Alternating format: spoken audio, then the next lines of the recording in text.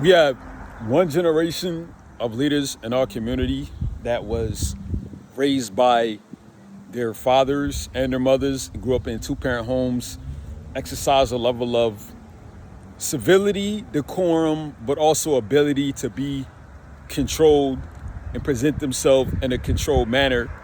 And then you have another generation, which I'm a part of, that never saw a paradigm up close of what it meant to conform as a man to society's expectations. And not having those paradigms, we chose brothers like Malcolm or Fred Hampton or Dr. King or Patrice Lumumba, whoever, that are our dead revolutionary heroes, Pac, etc.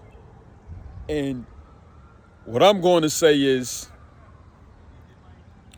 the get back is going to be crazy when our generation, way beyond me, comes into our power, and you have these people whose only example was people that accepted death as a consequence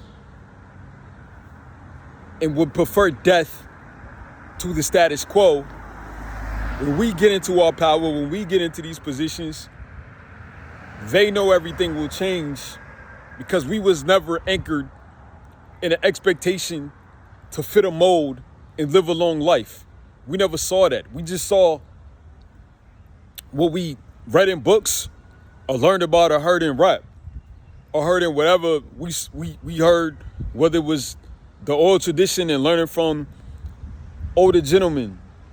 So I'm saying this to say it's a whole generation of us that's going to come into our power.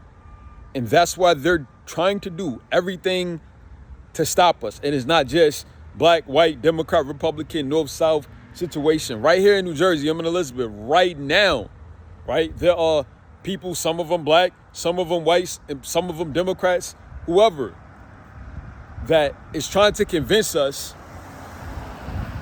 to wait and accept the status quo.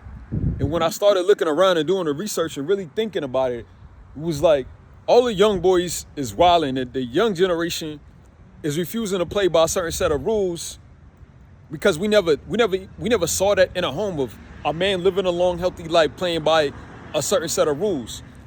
We only saw and looked up to the people that said, F these rules, this ain't for us, I'd rather die than follow these rules.